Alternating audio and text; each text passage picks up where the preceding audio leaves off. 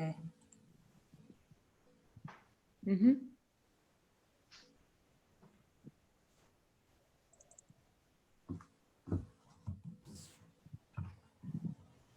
So I welcome you all to our first lecture in our teacher training course on Vedic astrology. Our course is called Journey with the Moon, and we're starting this course today when the moon is transiting the lunar mansion of Pushya Nakshatra, which is said to be one of the best constellations. And it is generally said whatever is started on Pushya constellation turns out to be really, really good. And this constellation is also associated with Lord Brihaspati or Jupiter, and who's a planet.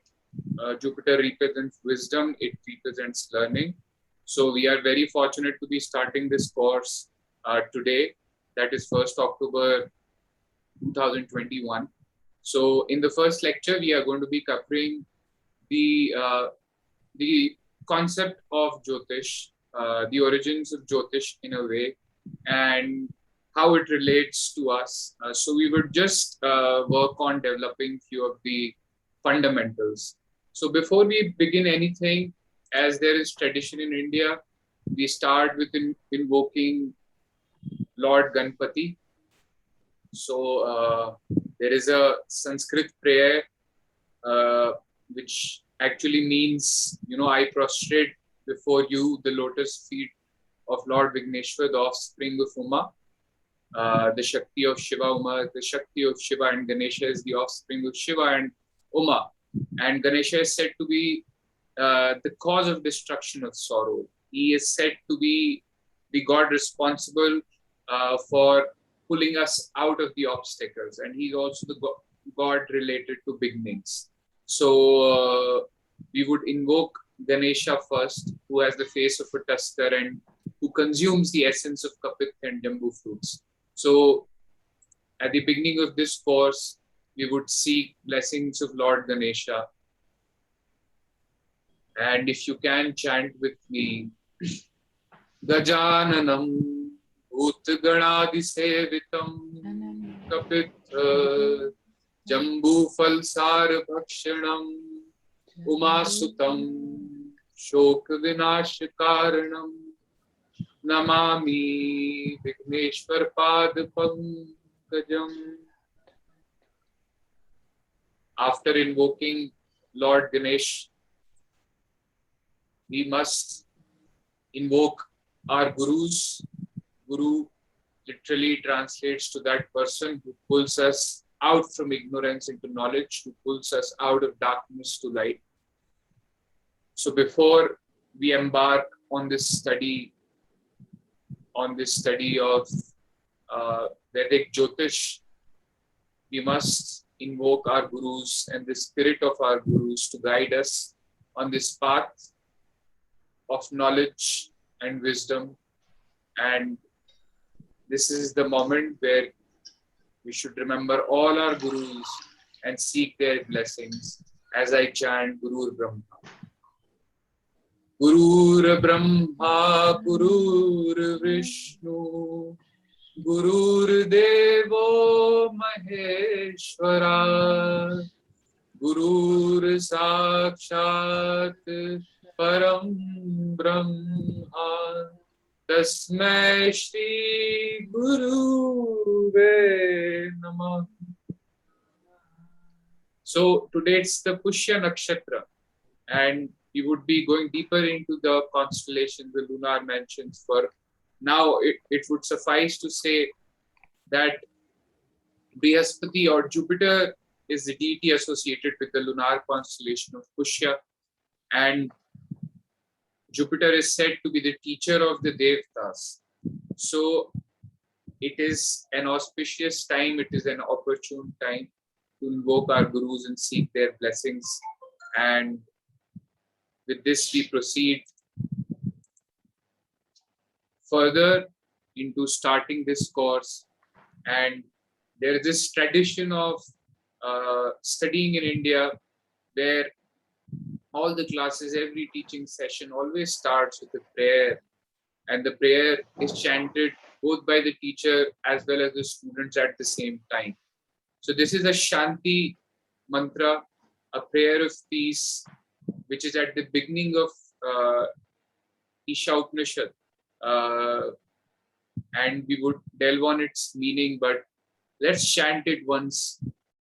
Om Sahana Vavatu Sahana Bhunaktu Sahaviryam Karvavahai Tejasvinavadhitamastu Ma Vidvishavahai. Om Shanti Shanti Shanti. So this is a beautiful prayer which actually sets the intention of this course. It sets the intention of this journey. And at the beginning, we are invoking that Brahman, the supreme source, and we are praying, both the teacher as well as the students, may that supreme soul protect us both. And here both means the teacher as well as the disciple. The blessings of that supreme one, the protection of that supreme one is needed both by the teacher as well as the students. So may we, the teacher and the disciple, be blessed and protected by that. Then it further says, Sahana Bhunaktu. May that supreme source energize both of us. On one side, make us fit for teaching, and on the other side, make us fit for receiving the teaching. Sahaviryam Karvavahai. And the prayer goes further and it says, may we get strengthened by the energy imparted by the teacher. So the first two lines were actually chanted by both the teacher, and it was resplendent with the concept of both the teacher as well as the student. And in the third line, the student is saying that, may we receive and may we receive this knowledge, and may we be able to get strengthened by the energy imparted by the teacher. And it says, may this study, whatever we are starting today, and as we are going to be learning further in the course of this study, that may our study impart radiance and light to us, because this is the function of knowledge. The function of knowledge is to pull us out of darkness and and proceed towards light. Asto ma sadgamay tam somajat jyotirgamay mrityorma amritam gamay. So the whole function of our studies is to receive that light and shed away our ignorance. And the last line, last but not the least, this line says, may there be no conflict between us. And this is such an important and such relevant, it has so much relevance for studies. Any sort of study can only be undertaken if, there is no conflict and there is harmony. So both the teacher and the students are praying that there should not be any conflict between us during the course of this study. Because if there is conflict and there is difference of opinion, the studies would not prove fruitful. So we are praying to that supreme one, that supreme source of energy, that there be no conflict between us. There be no difference of opinion between us. May there be nothing between us which breaks the harmony between the teacher and the student. May there always be harmony between us. And in the end, Shanti, Shanti, Shanti is chanted 3 times. Shanti means peace. May there be peace, may there be peace, may there be peace. And it is chanted 3 times, and there is a reason to it. So according to Vedic Upanishadic concept of suffering, there are three kinds of sufferings: Adi Bhautik, Adhyatmik, and Adi Devik. So Adhyatmik is that the troubles, the suffering which is arising because of us. We are sometimes the cause of our own trouble. So we are praying to that Supreme One, that we are saved from inner troubles. Then we are chanting Shanti again to request that supreme source of energy to save us from the Adhibhautik stuff. That the trouble which is coming from the outside world, trouble which is, for an instance, coming from the society, trouble from the external environment. So we are praying to that supreme source of energy to save us from the troubles from the internal world, the outside world, and in the end, the Adi Devik troubles, over which no humans have control. Anytime thunderstorms can come, tornadoes can come, earthquakes can come, and human beings have no agency on that. These are divine in nature. So we are chanting Shanti, Shanti, Shanti 3 times to request that supreme source of energy to actually save us from all the 3 types of troubles: Adhyatmik, Adhibhautik, and Adhidevik. So with this request, we are now proceeding ahead with our first chapter on introduction of Jyotish. Now, Jyotish or Jyotish Shastra, it is mainly derived from Jyotish per se, the first word. So there are 2 words, Jyotish and Shastra. So the first word, Jyotish, is derived from 2 words. So Jyotish is coming together of 2 words, Jyoti and Ish. The word Jyoti in Sanskrit means light, and the word Ish means Lord. So in a way, Jyotish actually means Lord of the light. And Shastra means knowledge, principles, education. So if we go to the etymological construction of Jyotish Shastra, it means the knowledge of the Lord of the light. This is the etymological construction of the term Jyotish Shastra. And interestingly, if you look at it, if you go through Kashyap Samhita, it is one of the ancient scriptures, a treatise on astronomy and astrology. It says that Jyotish Shastra is of divine origin. So this is an interesting thing to observe here, that Jyotish is not said to be discovered by humans. In fact, it is said to be divinely ordained. And it is said to be originated from the sun. And then there was a lineage of 18 patron saints of astrology to which Jyotish actually traveled.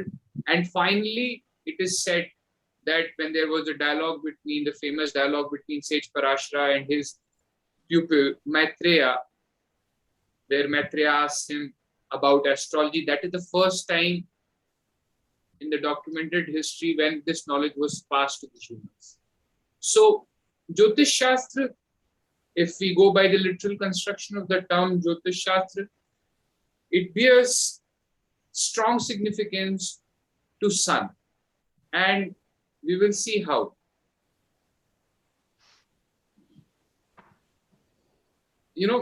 If we look at the solar system and if we observe it closely, if we read about it, we will realize that the sun is the anchor point of the solar system.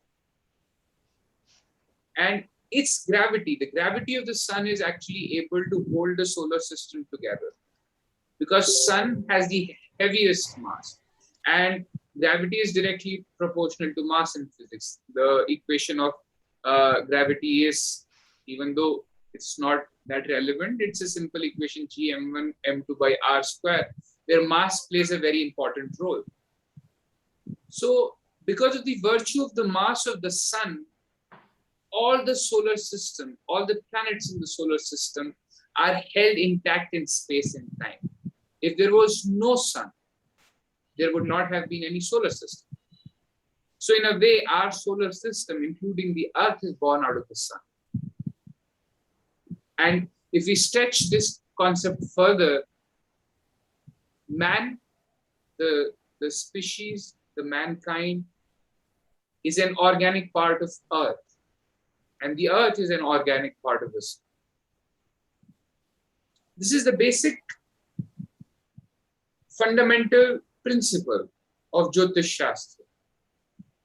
It's the sole importance of planet Sun. How sun and its light is affecting the life not only on Earth, but across the solar system. Because if there was no sun, there would not have been any solar system. So whatsoever actually happens on the sun, it actually creates a vibration in every cell in our body. This might seem to be a far-fetching concept at this point of time because the sun is so much further away from Earth. So how can something which could be happening on the surface of sun could be actually affecting us? This is the question which any sane person would ask. And to this, I would like to tell you that astrology tells us, Jyotish Shastra tells us the significance of the sun, and even the modern science consistently validates the importance of sun. Now, I want you to know about this great Soviet era interdisciplinary scientist called Alexander Chizhevsky. Now, Alexander Chizhevsky was a great scientist of his time. And Chizhevsky actually discovered that every 11 years, there are great explosions on the surface of sun. Every 11 years, there are great explosions on the surface of sun. And he correlated all these explosions with the happenings on Earth. And he postulated that whenever there are these great explosions on the surface of sun in the 11-year cycle, there are equivalent destructive happenings on Earth.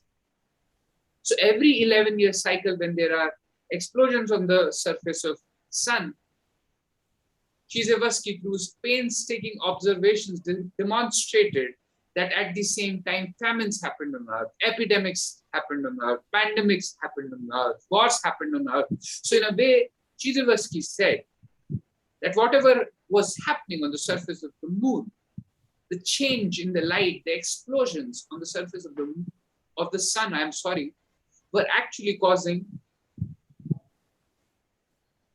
great changes on the Earth. And not just on the physical surface of Earth, but also on the human life. Unfortunately, Chizhevsky was born in the Soviet era where Stalin was in the helm of the affairs. Chizhevsky was jailed by Stalin. And Chizhevsky was jailed by Stalin because his whole thought was against Marxism. Marxism said that all the happenings in the society is because of class difference, economic difference. And this was a sort of heresy because Chizhevsky said all these economic differences, class differences are in fact not responsible for whatever is happening in our lives. It's not responsible for our destiny because its relation is cosmic. And the leaders of his time could not appreciate this fact, and he was jailed. And for 30 years of his life, Chizhevsky remained jailed in Siberian jails. Finally, when Stalin was removed and when Chizhevsky came out of the jail, he again worked painstakingly for 6 months and made some seminal contribution to the solar spot theory. Unfortunately, he could not live more than 6 months after coming from the jail. But this great scientist demonstrated to the modern world as to how the happenings on the surface of the sun were directly responsible with the happenings on the Earth's surface.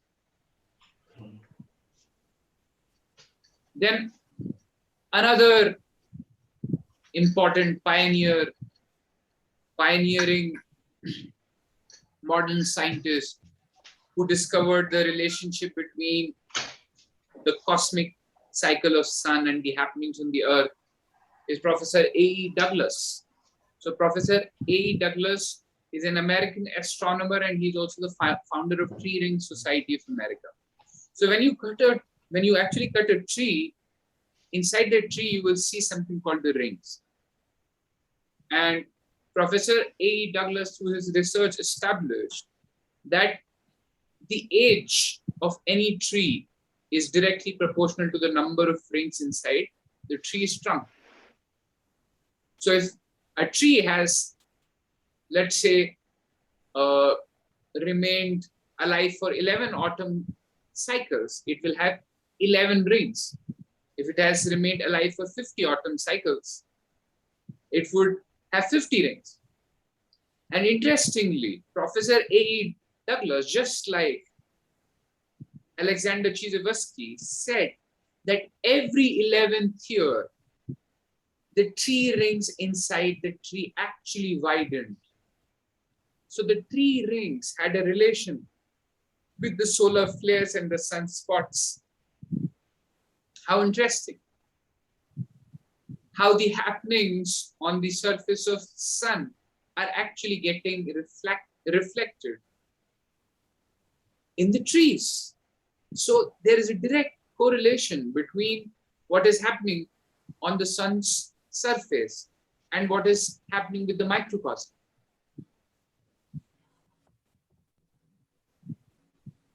There is one more interesting cycle of the sun, which is just being discovered by modern scientists. In fact, NASA has now validated this theory. The theory of interconnection between Nile River's water flow and 90-year cycle of sun. So about 4,000 years ago, there was this pharaoh. He wanted to measure the water flow in the river Nile. And that time it was quite prevalent. It was said, it was a folklore in Egypt, that river Nile had direct communication with the sun. So this pharaoh put his ministers to a task, his menials to a task to observe the water flow in Nile with respect to the cycle of sun. And in fact, on this date today, the Nile River is the oldest. Nile River has the oldest documented history, about 4,000 years old history, which has been painstakingly maintained by the Egyptians, which demonstrate the relationship between the sun and its effect on the water flow of the river Nile. And it was observed that this corresponds to a 90-year cycle. And this 90-year cycle can be divided into two parts, 45 years and 45 years. So for the first 45 years part of it, the river's water flow actually increases. And in the second 45 years part of it, the river's natural water flow decreases. It becomes skinnier. Its shores come inwards. And this is just like life and death. This is how our natural progression is. For in the initial 45 years, we have vitality, more or less. And after the 45 years, we gradually keep losing our vitality. So now it has been, through these examples, we can see, it has been validated by modern science that the sunlight is just not essential for vitamin D, it's just not essential for photosynthesis. It's just not essential for holding the solar system together, but it has deeper ramifications on the state of our being. And in fact, this is what Jyotish is. It's the knowledge of the Lord of the light. It's the knowledge of light. And how this light actually brings forth life, dispels ignorance, and liberates us at the same point of time.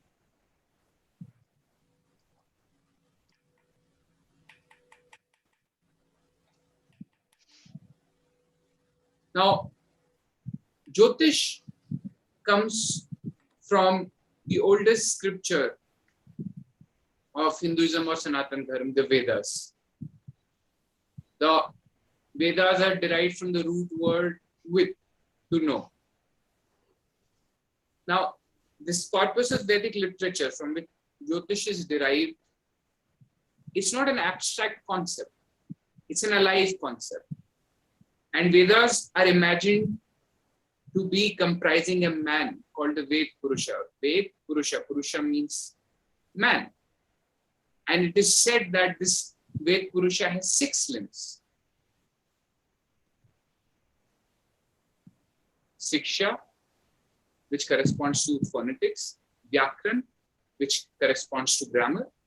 Kalpa, which corresponds to rituals. Nirukt, which corresponds to etymology. Chandas, which corresponds to prosody. And Jyotish, astrology. Now, all these 6 disciplines are imagined to be one particular limb of the Kalpurush. So it is said that Shiksha is the nose of Ved Purusha. Vyakran is his mouth. Kalpa is his hand. Nirukta, his ear. Chandas, his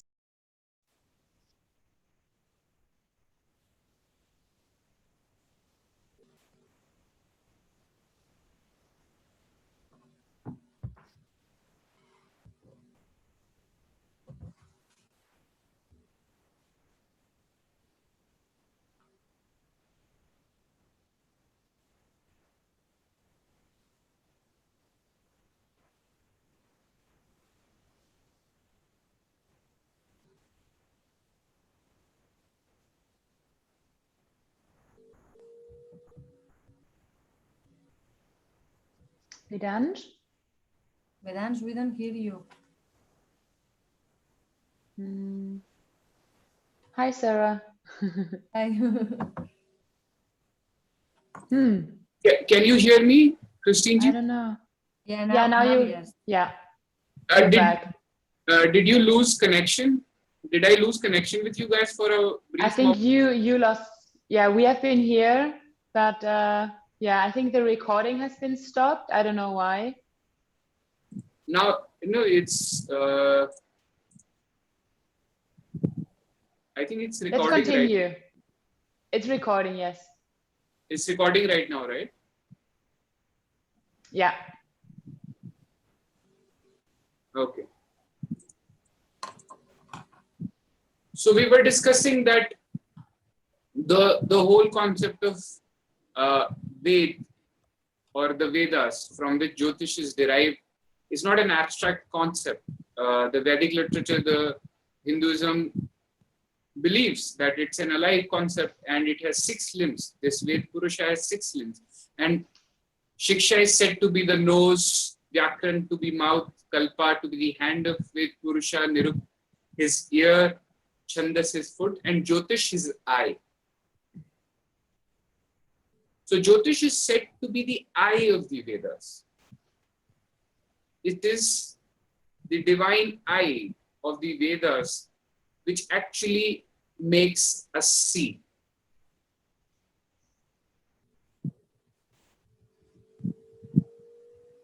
Now, Jyotish is actually one of the oldest sciences. It is one of the oldest, most widely known, but most despised at the same point of time. There is a lot of confusion. There are a lot of conjectures about Jyotish as to its usability, as to its relevance. Is it myth? Is it superstition? There are a lot of things. But Jyotish is one of the oldest science which has been documented in the history of mankind. About 4,000 years back, the scientists have discovered the progression of moon cycle on the remnants found in a bone in Sumerian civilization, which is one of the most earliest civilizations. So about 4,000 years back, there are symbols of the journey of the moon in remnants found from the Sumerian civilization. But in India, the history is even older. If you look at Rigveda and if you see its verses, you will recognize that it contains verses which gives planetary positions of about 95,000 years back, 95,000 before Christ. So this is how old, and this is just the known part of it. Imagine, from there it got documented, but at that point of time, 95,000 years before Christ, if they were able to give the planetary positions, it means that this science would have originated much, much earlier. So that they had so much sophisticated technology 95,000 years before Christ that they were able to give placement of planets in the sky. This is how old astrology is. This is how old Vedic astrology is. And Vedic astrology directly derives from Vedas. There are 4 Vedas: Rig Veda, Yajur Veda, Athar Veda, and the Sam Veda. The Rig Veda has 36 holy verses about Jyotish. The Yajur Veda has 44 and Athar Veda has 162 holy verses. It is said in this work by sage Shaunaka, who was the preceptor of sage Parashara, and sage Parashara wrote Ved Parashara for a Shastra. So the preceptor of sage Parashara was Shaunaka. And Shaunaka in his work, Charan View, said, Chatur Laksham tu Jyotisham, that this science is the one with 4 lakh holy verses.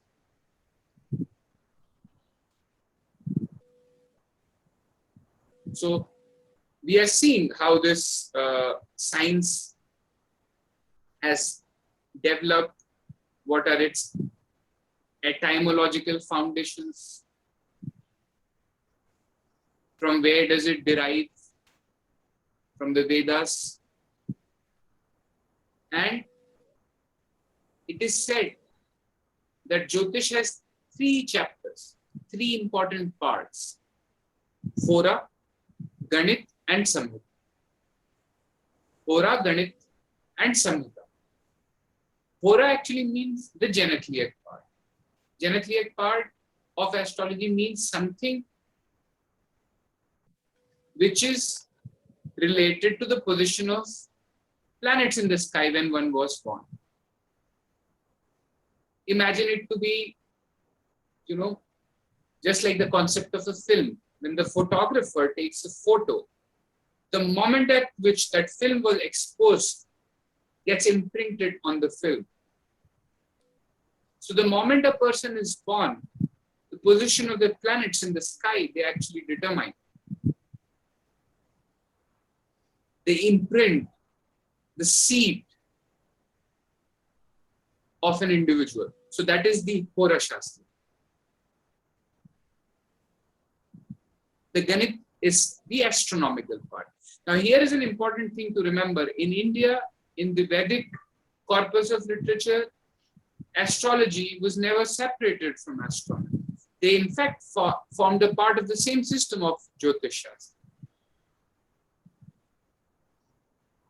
So astronomy was never separate from the predictive part. And the third section is the Samhita, or the compendium, or it's a sort of treatise where all the writings on a particular subject are combined together.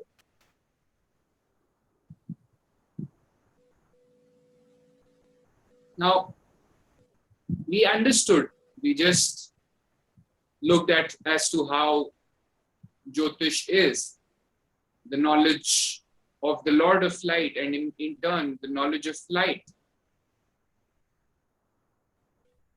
And the larger question is that why should we know this light? Why shouldn't we know anything else? So these are very popular and very pithy verses from the Vedansh Upanishad, which says, Asto ma sadgamay, tamso ma jyotirgamay, mrityur ma amritam gamay. Lead us from non-being to being, lead us from darkness to light, lead us from death to immortality. So it is the light actually which leads us from darkness, tamas. So, tamso ma jyotirgamay. We will understand about the concept of the gunas, sattva, rajas and tamas in our next lectures on the philosophy of Jyotish. We will go much deeper into it. But tamas is this guna of ignorance. It's the guna of darkness. And it is the light, it is the jyoti, tamso ma jyotirgamay. It is the light which actually pulls us from that darkness. So knowing the light means coming out of ignorance. In Bhagavad Gita, the famous Hindu Vedic treatise on the philosophy of creation, says, Tamastva jnanajam vidhi mohanam sarvadehinam pramadalasya nidrabhis tan nibadhanti bharata. So we just said, like we saw these verses from Vedansh Upanishad where it said, Tamaso ma jyotirgamay. And in these verses, Shri Krishna is defining tamas to Arjuna. And he says, O Arjun, tamoguna, which is ignorance, is the cause of illusion for the embodied souls.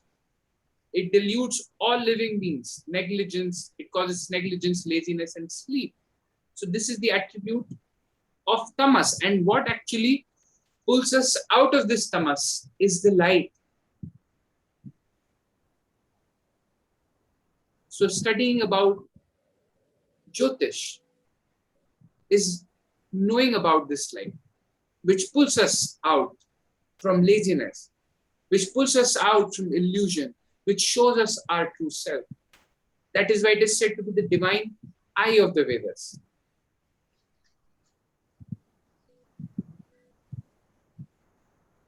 Now, in the beginning, when we started, and we said Lord of the Light, and we imagined it to be the sun. However, just like the planets are revolving around the sun, our whole solar system is revolving around another star. This star is revolving around another star, and so on and so forth. Everything is rotating, everything is cyclical with respect to that fixed thing. So even though our sun is said to be stationary, it is said to be the source of light, but it also derives its energy from something. And that something is the supreme source, is the Brahman, is the supreme Lord according to the Bhagavad Gita.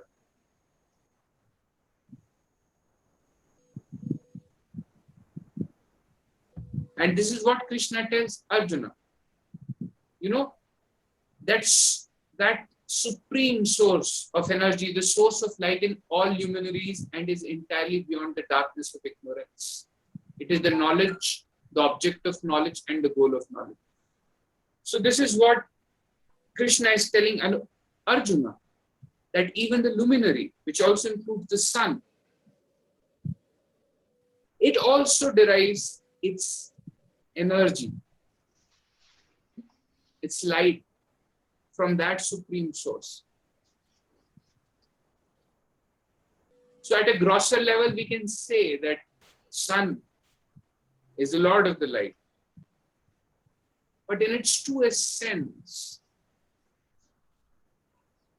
it is the supreme source of energy. It is the changeless principle, which is causing the light.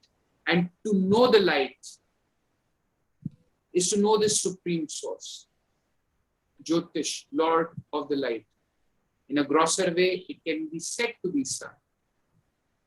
But in a more spiritual paradigm, it is the Brahman, it is the Brahman, the changeless principle, which is the source of all the light. And knowing the light is to dispel this ignorance. Knowing the light is to know the Brahman.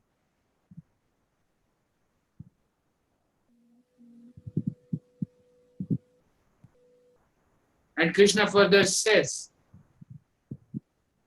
Yaj jnanatva na punar mohamevam yasyasi pandava yen bhutanya sheshena Drakshyasyatma Drakshyasyatmanyato mai. And Krishna says, following this path of light. If you follow this path of light, O Arjun, you will no longer fall into delusion. In the light of knowledge, you will see that all living beings are but parts of the Supreme, and they are within me. So Krishna is explaining light to Arjuna. Light is akin to knowledge, the knowledge which pulls us out from ignorance. This ignorance is the cause of our suffering. And to know the light, to know the knowledge is to come out of this vicious cycle of suffering. And once you know this light, Krishna tells Arjuna, once you are the real knower of this light, this knowledge of light, you will recognize that everything, the manifest and the unmanifest, is but the part of that supreme one, the supreme being. Call it by whatever name. But nothing is disconnected. Everything is connected, and everything, the manifest and the unmanifest, is the part of that supreme one. This is the essential philosophy of Advaita, the non-dual system.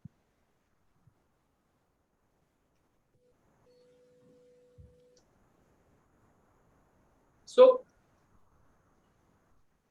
we understand, we are trying to realize what does it mean to study Jyotish. Why should we study Jyotish? Predicting about an event in the future,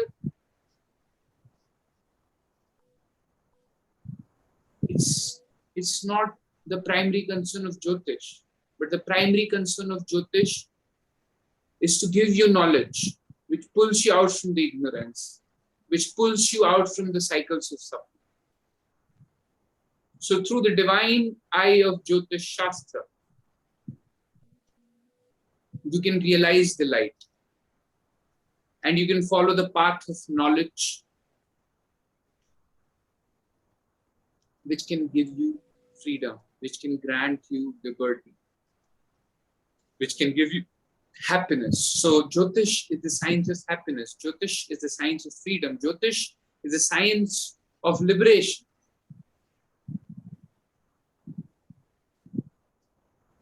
In its most essential sense, this is what Jyotish is.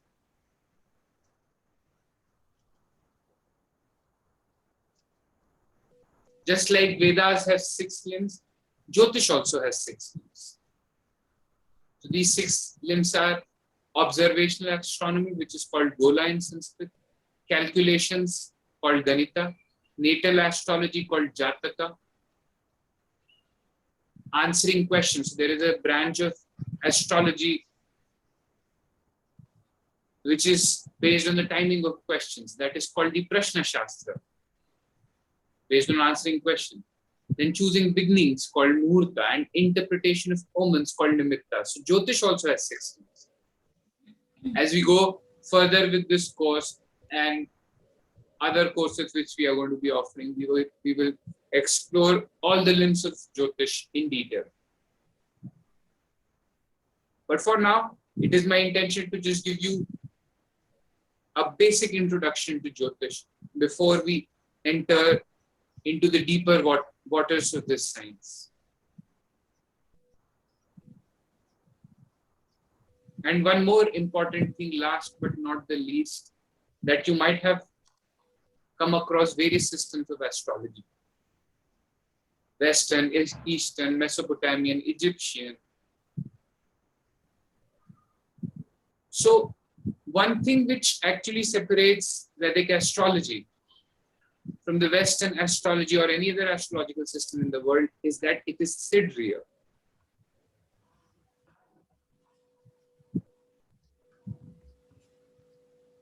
Whereas the Western system of astrology is based on tropical zodiac system. What is sidereal? What is tropical? We will be discussing it because this demands a lecture in itself to understand what is a sidereal zodiac, what is a tropical zodiac. But tropical zodiac is primarily dependent on the cycles of season, the cycles of season.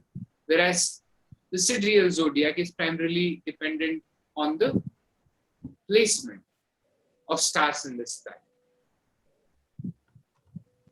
So the background of stars keeps changing in the sidereal zodiac because the Earth is going through an astronomical phenomena called precession. So you can read about precession. It's an astronomical concept. We will deal with it in our further lectures.